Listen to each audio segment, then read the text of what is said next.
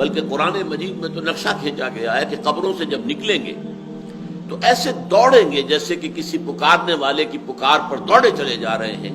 اور وہ اس میدان حشر کے اندر، وہ حشر جو ہے جہاں تک معلوم ہوتا ہے قرآن مجید سے اسی زمین پر ہوگا، قصہ زمین برسر زمین، اس زمین پر رہتے ہوئے ہم نے جو اعمال کمائے ہیں ان کے ضمن میں حساب کتاب یہی ہوگا۔ سورہ فجر میں فرمایا کہ خود اللہ تعالیٰ نزول الہ فرمائیں گے، وَجَاءَ رَبُّكَ وَالْمَلَكُ صَفًّا صَفًّا كَلَّا إِذَا دُكَّتِ الْأَرْضُ دَكًّا دَكًّا، جس دن کے زمین کو کوٹ کوٹ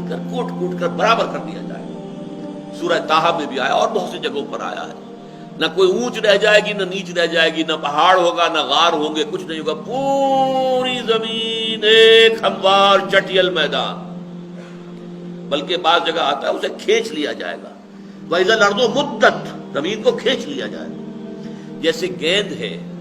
اگر کرمچ کی گیند ہے، کوئی ربڑ کی گیند ہے، گول ہے،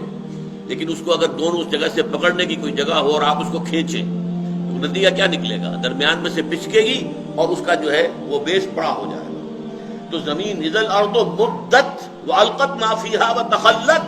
واذنت لربها وحقت، سورۃ الانشقاق میں آیا ہے، جس دن کہ زمین کھینچی جائے گی،